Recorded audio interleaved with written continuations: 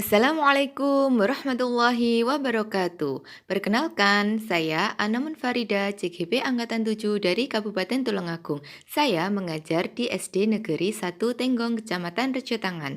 Kali ini saya akan memaparkan kegiatan aksi nyata yaitu diseminasi budaya positif di sekolah. Terima kasih. Latar belakang aksi nyata ini yaitu perkembangan teknologi yang semakin canggih membuat anak-anak dengan mudah bisa mengakses kebudayaan luar dan sulit bagi mereka memahami mana yang sebaiknya dicontoh ataupun tidak.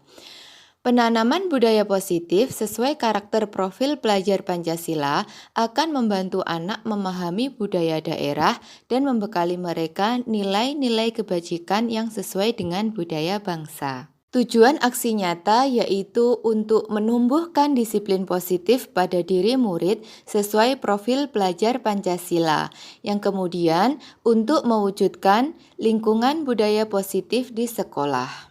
Adapun tolak ukur aksi nyata ini yaitu 1. Terbentuknya keyakinan kelas, yang kedua, terwujudnya pembiasaan pada diri murid sesuai profil pelajar Pancasila. Untuk melaksanakan kegiatan aksi nyata ini, langkah-langkah tindakan aksi nyata yang pertama yaitu berkoordinasi dan minta dukungan kepala sekolah serta teman sejawat tentang budaya positif sekolah. Yang kedua, menyampaikan materi budaya positif sekolah kepada kepala sekolah dan teman sejawat. Yang ketiga yaitu berkolaborasi dengan teman sejawat untuk membentuk keyakinan kelas pada masing-masing kelas.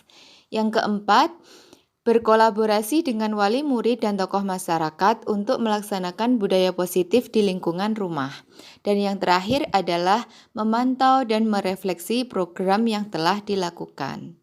Dukungan yang dibutuhkan dalam kegiatan aksi nyata ini yang pertama adalah dukungan dari kepala sekolah dan teman sejawat. Yang kedua adalah dukungan dari wali murid dan tokoh masyarakat. Yang ketiga adalah dukungan berupa sarana dan prasarana sekolah. Ini kan anu toh Bu, kula kali Bu Desi kan dapat aksi nyata. Biasanya aksi nyata kan berdasarkan dan durasinya boleh itu melebihi 27. bagusnya minimal 1 jam.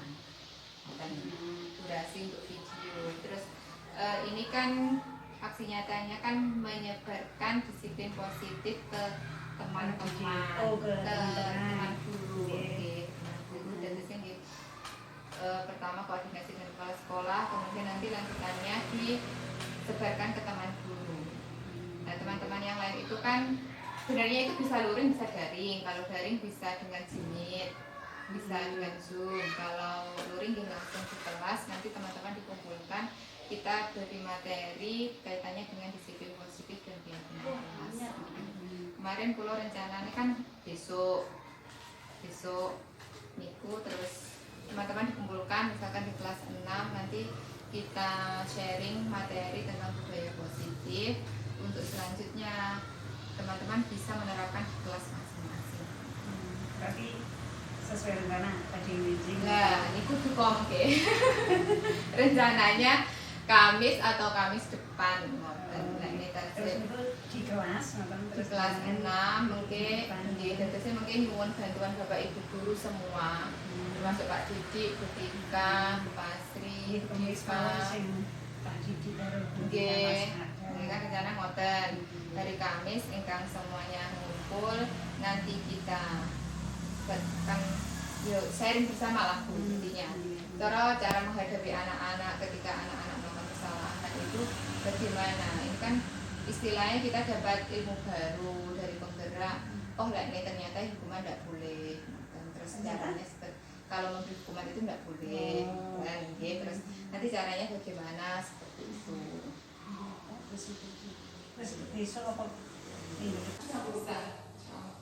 Assalamualaikum warahmatullahi wabarakatuh. Waalaikumsalam warahmatullahi wabarakatuh.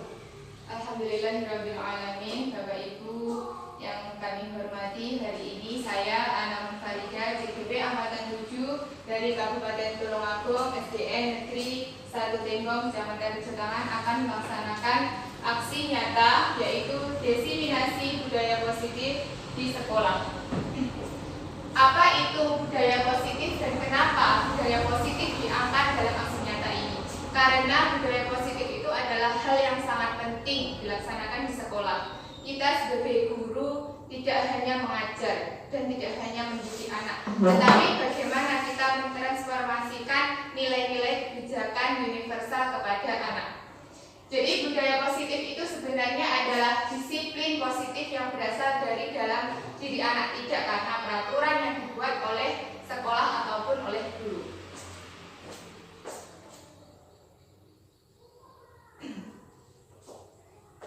Jadi fungsi guru di zaman dahulu itu adalah mentransformasikan ilmu pengetahuan, misalnya ada pelajaran matematika, bahasa Indonesia ataupun IPA.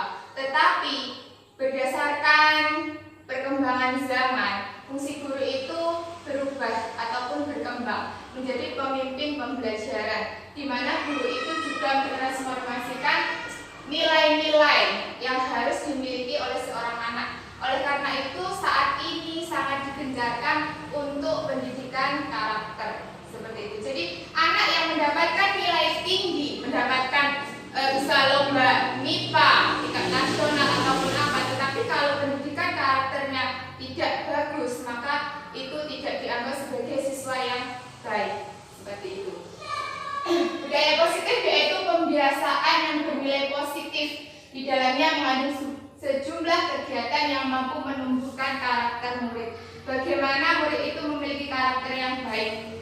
Ki Hajar Dewantara mengatakan bahwa anak itu lahir tidak seperti kertas kosong putih, tetapi anak itu sudah memiliki karakter-karakter tetapi masih samar, dan tugas kita sebagai guru untuk menebali hal itu. Apa yang seharusnya diperkuat, apa yang seharusnya ditebalkan, itu adalah tugas kita sebagai guru. Sebenarnya Bapak Ibu yang kami hormati, kita sebagai manusia ataupun anak-anak kita itu ketika lahir mereka sudah bisa membedakan mana yang baik, mana yang kurang baik, mana yang seharusnya dilakukan dan mana yang tidak boleh dilakukan. Tetapi ketika manusia tumbuh dan berkembang, mereka menemui banyak hal di lingkungannya. Misalnya mereka melihat ada orang melanggar peraturan. Misalnya ya, ini seperti yang biasa terjadi. Ada anak kecil digandeng ibunya melewati lampu merah. Nah, karena sang ibu terburu-buru, sang ibu menerobos lampu merah itu. Anak yang tahu bertanya kepada ibunya, kenapa ini lampu merah kok diterobos? Anak itu tahu mana yang baik dan mana yang benar. Tetapi karena lingkungannya tidak mendukung, sehingga anak itu menjadi rancu, ragu, mana yang sebenarnya yang benar dan mana yang tidak benar. Seperti itu. Jadi tugas kita di sini sebagai guru, sebagai pemimpin pembelajaran adalah menanamkan dan membiasakan budaya positif itu kepada anak didik kita. Bagaimana budaya positif itu terbentuk? Ini sebenarnya suatu PR yang besar, pekerjaan yang sangat besar, proyek yang sangat besar. Kita tidak bisa melaksanakan, menanamkan budaya positif itu secara instan, seperti membalikan telapak tangan, tidak. Karena ini butuh proses yang panjang, butuh pembelajaran, butuh kesadaran, butuh ketelatenan, dan butuh kerjasama antara semua warga sekolah, begitu guru, kepala sekolah, orang tua, dan murid itu tersendiri. Sebelum kita mewujudkan budaya positif, kita harus mengetahui beberapa hal. Yang pertama, disiplin positif. Apa itu disiplin positif? Kemudian, kebutuhan dasar manusia. Karena manusia, baik murid kita, diri kita, semua orang itu memiliki kebutuhan dasar yang harus dipenuhi. Yang apabila kebutuhan dasar itu tidak terpenuhi, maka orang ini akan mengalami gangguan, mengalami masalah, dan itu akan sangat berimbas kepada kehidupan. Kemudian juga motivasi perilaku. Setiap perilaku orang itu pasti ada motivasi yang mendasarinya. Kita makan karena apa? Karena lapar. Kita minum karena apa? Karena haus. Kita sekolah untuk apa? Untuk meraih cita-cita. Oh, karena dipaksa orang tua.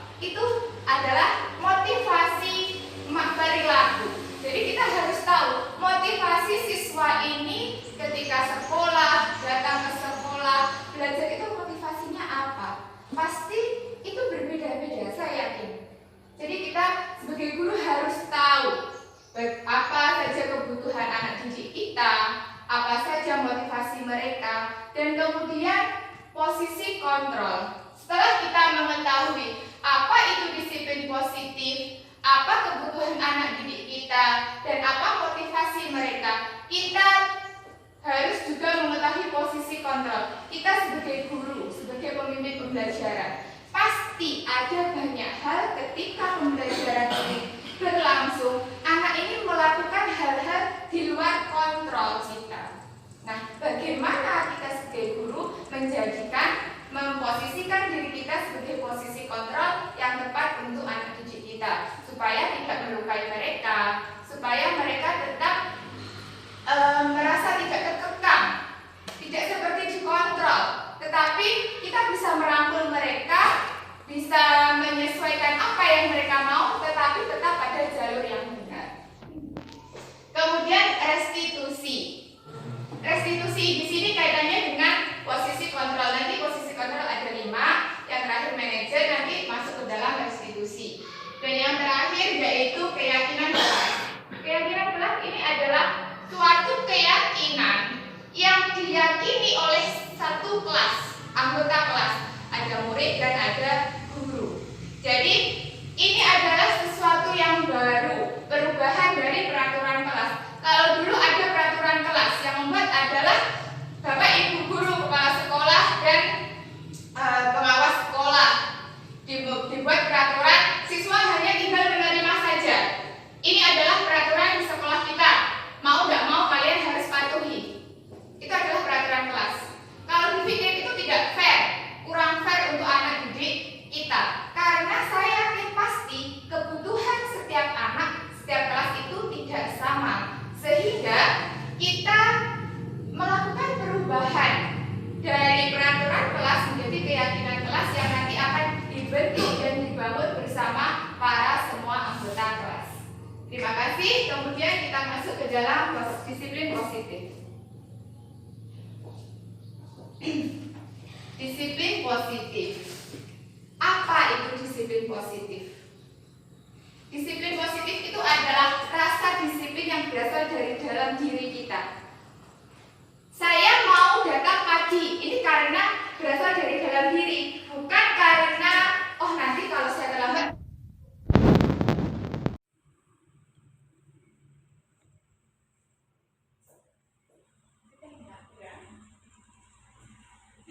Selanjutnya yaitu motivasi perilaku. Tadi sedikit banyak sudah saya singgung. Motivasi perilaku yang pertama yaitu untuk menghindari hukuman.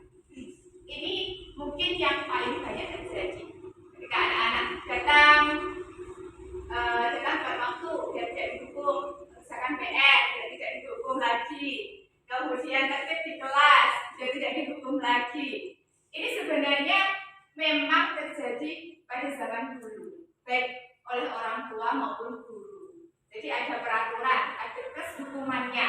Kalau melanggar ini, hukumannya ini.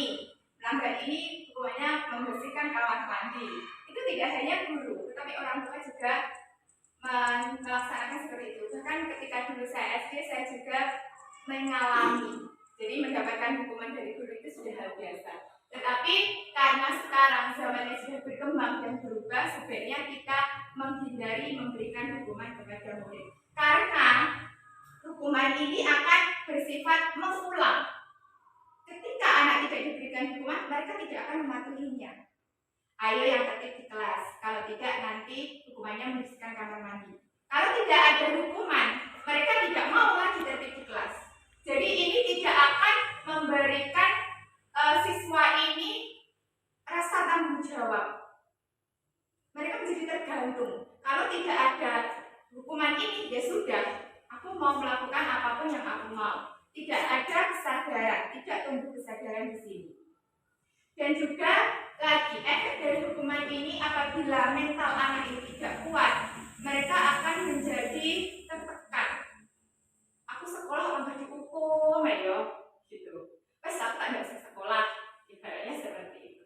Jadi efek-efek negatif dari hukuman ini sangat banyak. Jadi sebaiknya kita menghindari hukuman. Kemudian mendapatkan imbalan. Kan bagus Bu mendapatkan imbalan. Oh bagus, kamu pintar sekali, hebat. Nah nanti kalau bisa mengerjakan PR Bu Ana kasih permen. Saya masih sering seperti itu. Tetapi ternyata memberikan imbalan ini memberi efek juga tidak baik.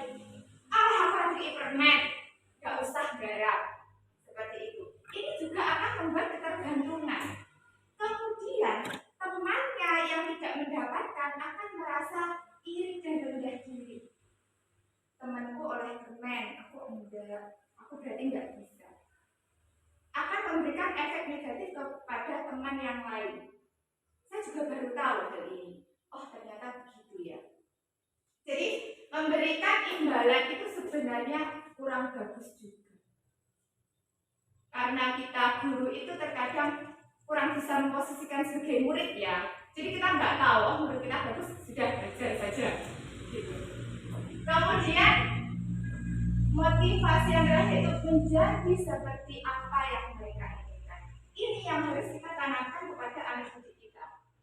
Mbak, Mas, sama nanti mau jadi orang seperti apa? Bu, aku mau jadi orang sukses. Oh berarti kalau mau jadi orang sukses seperti ini, kita jelaskan. Ini pelan-pelan sekali, butuh kerjasama, guru, orang tua, bahkan teman-temannya juga. Kemarin ada vas bunga di depan itu banyak sampah. Ini saling mengingatkan ya, kalau ada yang membuang sampah di sini, temannya saling mengingatkan. Jadi kerjasama itu tidak hanya oleh guru, tetapi juga sesama murid. Karena untuk membentuk karakter yang kuat, menjadi pribadi yang baik itu bukan perkara mudah.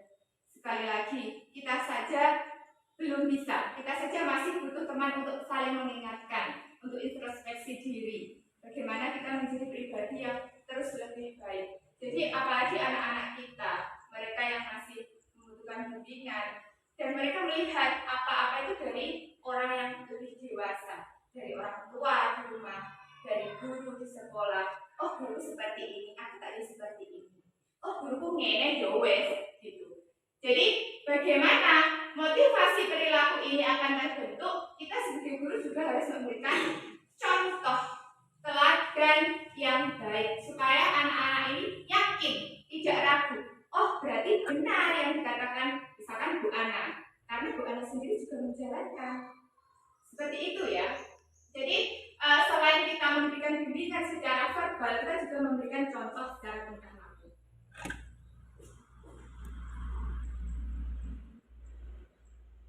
Posisi kontrol. Ketika kita sudah menanamkan hal itu dengan baik, pasti saya yakin karena itu bukan hal yang mudah, pasti akan terjadi hal-hal yang di luar kontrol kita. Posisi kontrol yang pertama yaitu penghukum. Ketika guru sedikit-sedikit memberi hukuman. Hukuman itu adalah sesuatu yang memberikan hukuman kepada anak yang tidak sesuai dengan kesalahannya. Misalnya, ada anak datang terlambat. Kenapa kamu terlambat? Saya membantu orang tua. Ya sudah, membersihkan kamar mandi. Itu adalah hukuman. Hukuman itu tidak sesuai dengan kesalahan apa yang mereka lakukan. Itu adalah hukuman. Kenapa kamu tidak menyelesaikan PR? Aku ketiduran Bu. Oke, kalau gitu menyapu kelas. Itu adalah hukuman. Jadi kesalahannya apa? Hukumannya apa? Tidak nyambung. Yang penting anak dihukum, beres. Tidak mengulangi lagi. Arte mono. Padahal itu tidak seperti itu.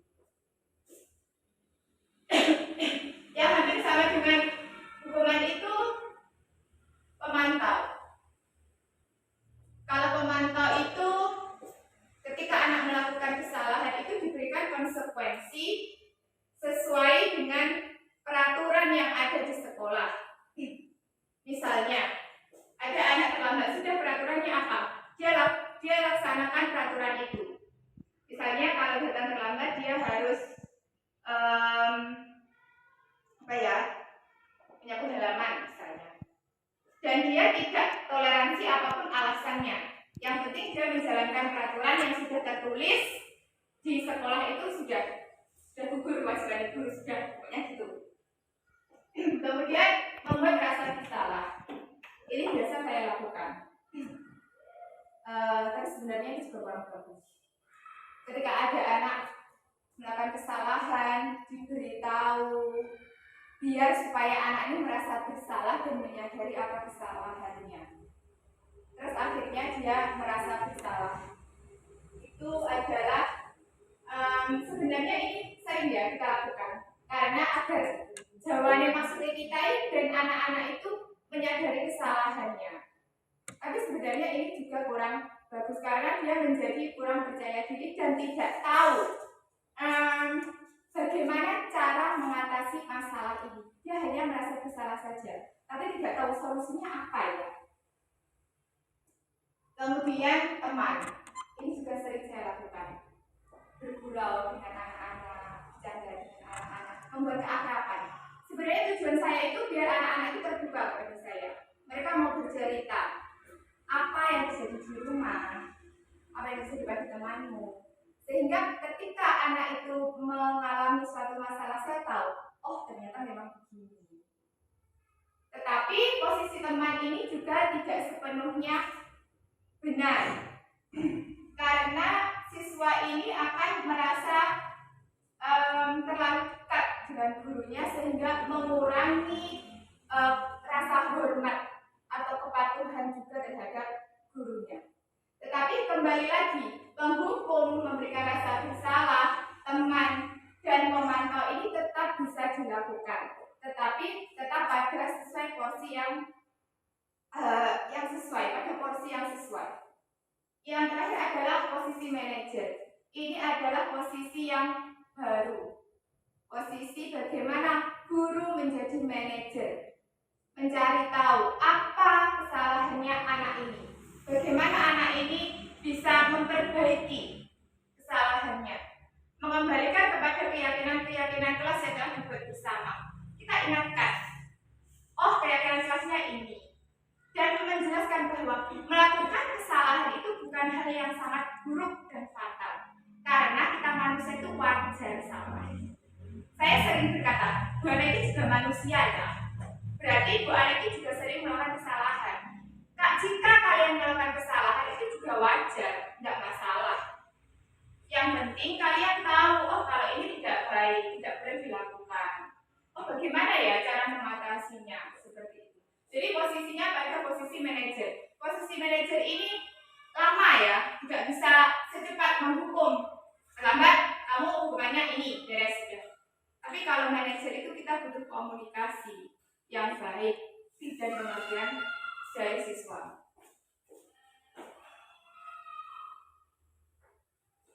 Restitusi. Pada posisi manajer itu ada restitusi, yaitu yang pertama menstabilkan identitas. Bagaimana identitas anak ini? Kamu mau jadi anak yang seperti apa? Oh sorry. Yang pertama adalah validasi tindakan yang salah ya. Yang pertama adalah validasi tindakan yang salah. Jadi ketika anak melakukan kesalahan,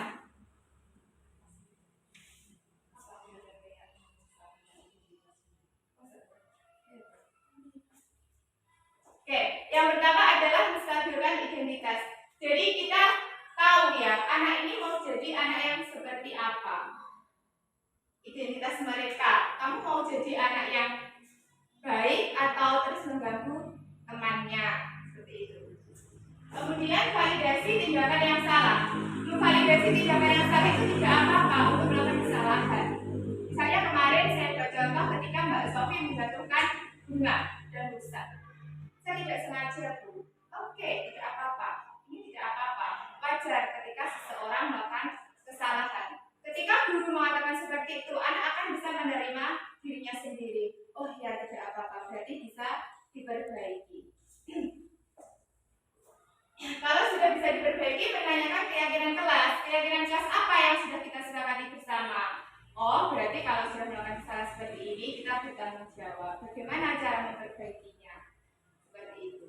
Ketika anak sudah bisa mengetahui kesalahannya, kemudian bisa bertanggung jawab, bisa memperbaiki, mengetahui kesalahannya, kemudian bisa bertanggung jawab, bisa memperbaikinya, maka karakter anak akan terbentuk dari situ dan anak akan mengerti, akan sadar dan tidak akan mengulanginya lagi.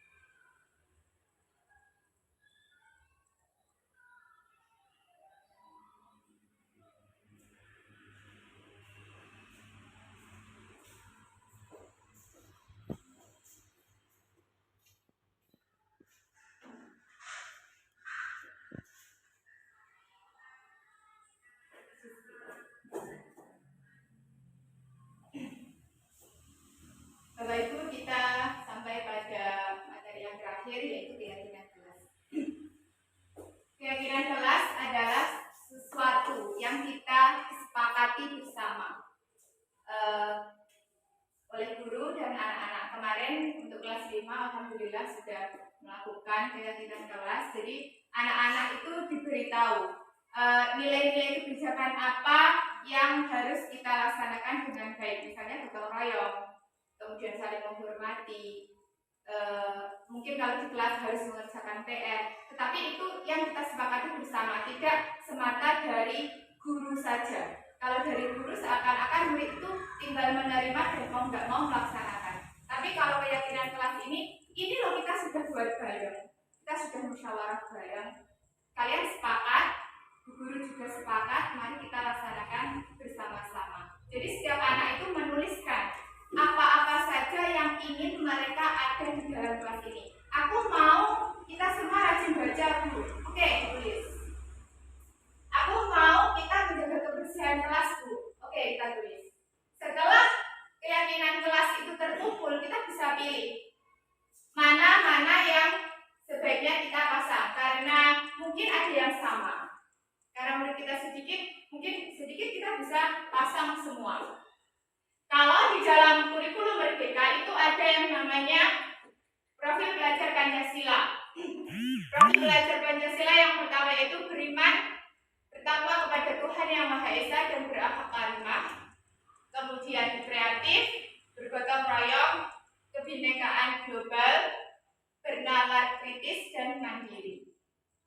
Harapan kita setelah kita melakukan budaya positif ini, menjalankan keyakinan kelas, anak-anak bisa merasakan yang namanya merdeka belajar. Apa itu merdeka belajar? Merdeka belajar itu bukan kita merdeka bebas semau-mau kita, bukan itu. Definisi merdeka belajar itu bagaimana seorang anak bisa merdeka mencapai apa yang dia inginkan. Ketika saya ingin, misal, aku ingin jadi dokter, Bu, tetapi dia tidak punya kebebasan untuk meraih itu. Dia tidak punya kemampuan untuk melaksanakan itu. Itu namanya dia tidak bebas. Karena dia masih terhalangi oleh hal-hal di sekitarnya. Seperti itu ya. Jadi tidak semuanya. Aku merdeka belajar, nggak usah garap PR. Bu merdeka belajar, aku maunya belajar matematika saja, yang lainnya nggak usah. No, kan seperti itu. Jadi merdeka belajar adalah bagaimana kita sebagai guru dan sebagai pemimpin pembelajaran mengantarkan anak didik kita supaya bisa mandiri dan bebas meraih apa yang mereka inginkan. Terima kasih. Mungkin dari yang saya sampaikan ini ada yang ditanyakan? Kalau tidak ada, kami akhiri. Terima kasih atas perhatiannya, waktu dan partisipasinya.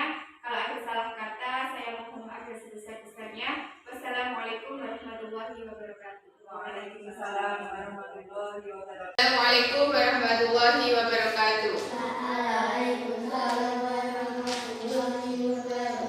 Selamat pagi anak-anak. Gimana sehat hari ini? Oke ya, tadi pagi kita sudah belajar. Sekarang Bu Ana mau membentuk keyakinan kelas. Ya, kalian tahu nggak apa itu keyakinan kelas? Belum tahu. Nah, keyakinan kelas itu sama seperti hampir sama. Ya, keyakinan kelas itu hampir sama dengan peraturan kelas. Coba lihat di sana semuanya. Nah, itu ada apa namanya? Peraturan kelas. Tuh, hebat. Nah, peraturan kelas itu sebenarnya yang membuat adalah guru ataupun kepala sekolah. Nah, apa bedanya dengan keyakinan kelas? Kalau keyakinan kelas itu yang membuat kita semua warga yang ada di dalam kelas, termasuk kalian dan juga Bu Ana. Keyakinan kelas itu kita membuatnya bagaimana? Itu adalah hal-hal yang kita yakini yang harus ada di dalam kelas kita. Coba ya, Bu Ana tuliskan dulu.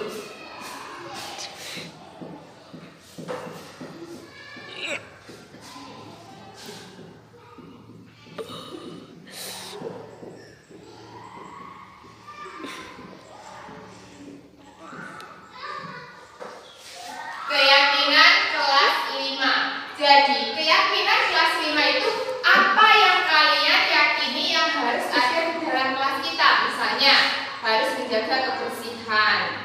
Kemudian harus saling menghormati. Kalian maunya apa?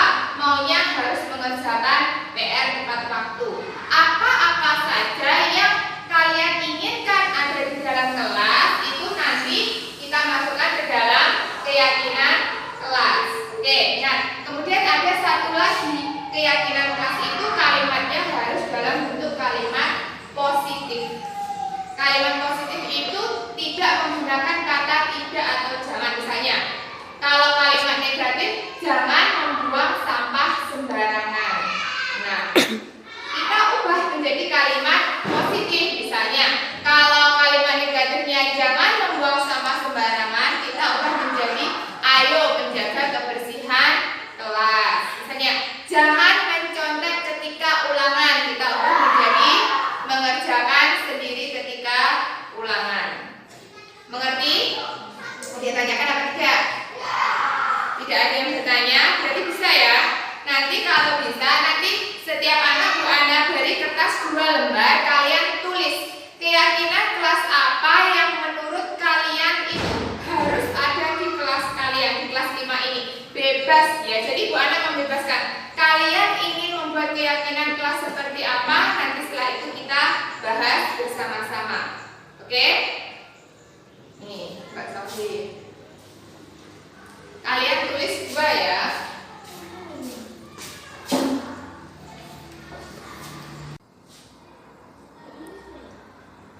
Ditulis yang besar di kertas, nanti kalau sudah selesai ditempelkan menggunakan lem kertas. Nih, ditempelkan di papan tulis.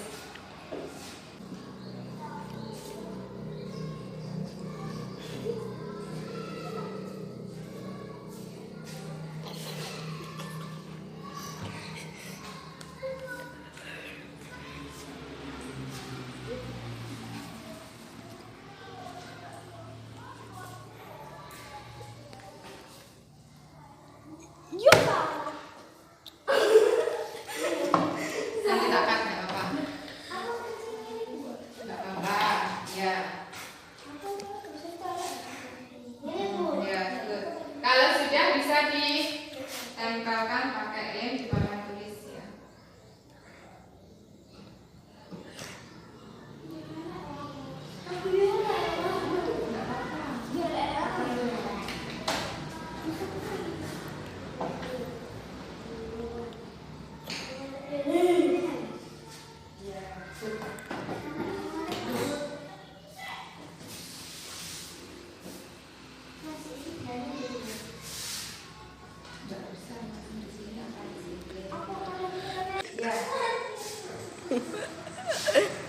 Yang sudah selesai bisa ditembakkan di sini ya, menggunakan lem.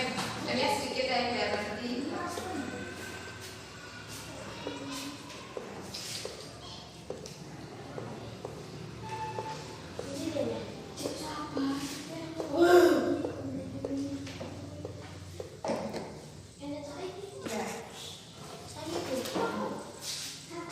Ya, kirim Mas.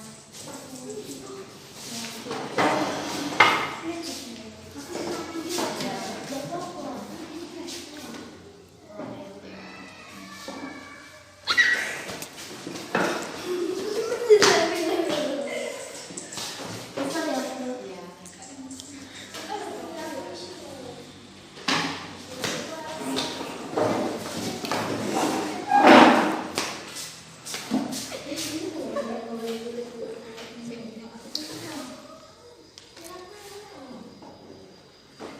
Andika.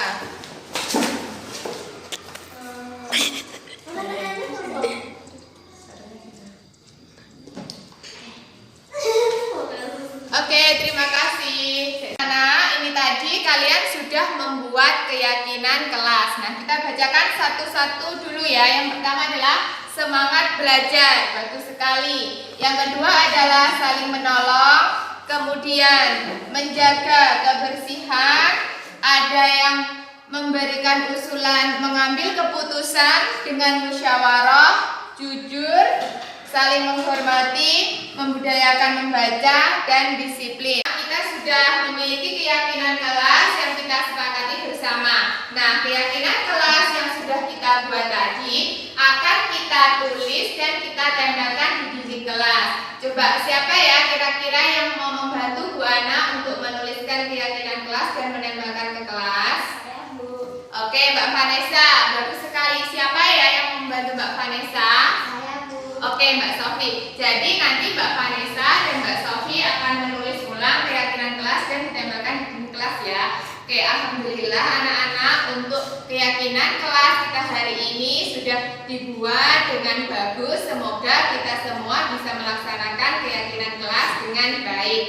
Terima kasih. Wassalamualaikum warahmatullahi wabarakatuh. Waalaikumsalam warahmatullahi wabarakatuh.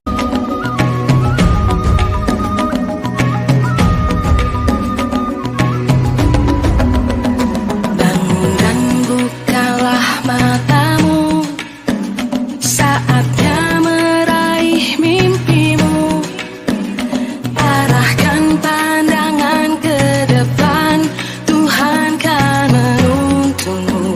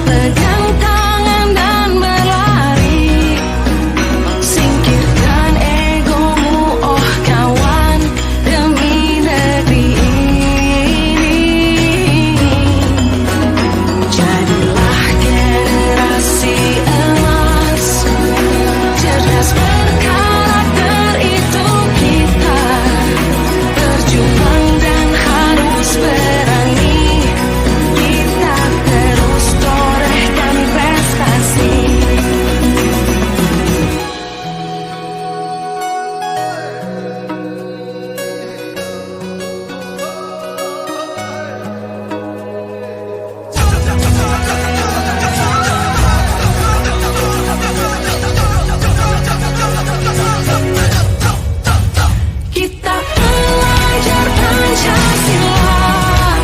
Kita bernafas dalam sila-silanya.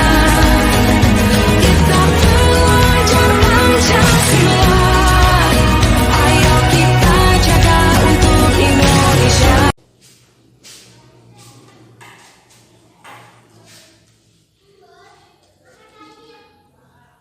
Sini.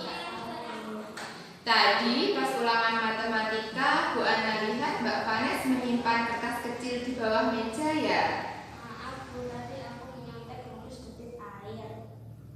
Mbak Vanes, tidak ada manusia yang sempurna. Bu Ana dulu juga pernah melakukan kesalahan. Yang terpenting kita bisa bertanggung jawab dan menemukan solusi dari masalah kita. Iya Bu, aku minta maaf. Iya, nggak apa-apa. Kamu pasti punya alasan melakukan hal ini. Aku takut Ibu marah kalau nilaiku jelek.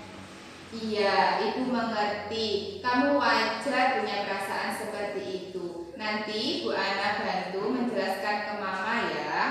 Kamu patut bangga karena kamu sudah melindungi hal yang penting bagimu. Iya Bu. Mbak Vanes, kira-kira nanti Mbak Vanes mau jadi orang seperti apa ya? Orang yang jujur atau orang yang terlihat bagus tapi tidak jujur?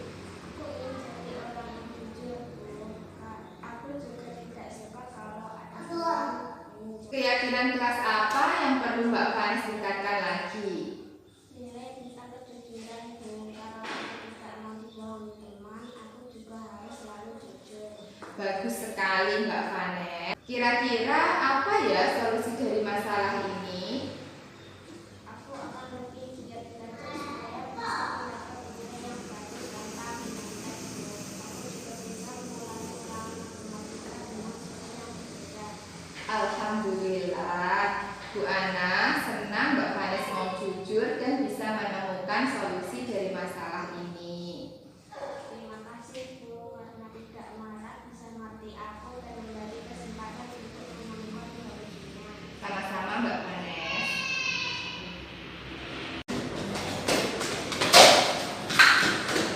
Mbak Sofi, tadi pas jam istirahat ada apa? Coba cerita ke Bu Ana. Karena aku tadi bermain di dalam kelas Bu, terus tiba-tiba bunganya jatuh terkena kertas yang aku lempar, terus bunganya rusak. Bu Ana dulu ketika SD juga pernah merusakkan mainan teman, Mbak. Tidak ada manusia yang tidak pernah melakukan kesalahan. Yang terpenting kita bisa menemukan solusi dan bertanggung jawab atas masalah yang kita buat. Iya Bu, aku tidak sengaja. Bu Ana lihat bunga ini rusaknya tidak parah. Kamu bisa loh melakukan yang lebih parah dari ini. Mbak Sofi mau nggak memperbaiki bunga ini? Iya Bu. Mbak Sofi masih ingat nggak keyakinan kelas tentang barang-barang di kelas? Masih Bu, harus menjaga barang di dalam kelas dengan baik. Coba, apa ya kira-kira yang bisa Mbak Sofi lakukan untuk memperbaiki kesalahan ini? Aku akan memperbaiki bunga ini dan lebih hati-hati ketika bermain Bu. Alhamdulillah kalau begitu. Alat-alat untuk memperbaikinya ada di lemari ya. Iya, maaf ya Bu, karena sudah merusak bunganya. Gak apa-apa Mbak Sofi. Yang terpenting sekarang sudah ketemu solusinya dan jadi lebih mengerti ya. Iya, terima kasih Bu. Sama-sama Mbak Sofi.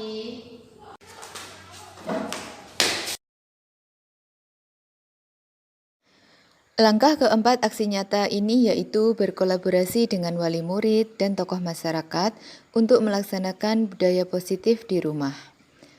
Setelah kami melakukan diseminasi budaya positif dan membuat keyakinan kelas, kami memutuskan untuk berkolaborasi dengan wali murid untuk menerapkan budaya positif di rumah. Hal ini kami lakukan dengan tujuan agar kebiasaan baik ini tidak hanya dilakukan di sekolah, tetapi juga berkelanjutan ketika di rumah dan di lingkungan masyarakat. Alhamdulillah, wali murid menyambut dengan baik program ini dan dengan senang hati ikut serta dalam mensukseskan penerapan budaya positif di rumah. Langkah selanjutnya yaitu memantau dan merefleksi program yang telah dilakukan. Semua langkah kegiatan aksi nyata ini alhamdulillah telah terlaksana dengan baik dan langkah yang terakhir adalah melaksanakan pemantauan dan refleksi kegiatan yang akan terus kami lakukan untuk meningkatkan kualitas program. Kami melakukan refleksi dari masing-masing wali kelas yang kemudian dimusyawarahkan bersama dalam rapat guru. Ketika ada masalah, kami bahas bersama dan mencari solusi yang terbaik bersama-sama. Semoga kegiatan aksi nyata ini bisa membantu murid-murid menjadi seseorang yang memiliki profil pelajar Pancasila dan mampu melaksanakan budaya positif baik di rumah maupun di sekolah. Serta semoga lembaga sekolah kami menjadi lembaga pendidikan yang lebih baik. Amin amin ya robbal alamin. Terima kasih. Sekian presentasi aksi nyata dari saya. Salam guru penggerak, bergerak, bergerak, menggerakkan. Wassalamualaikum warahmatullahi wabarakatuh.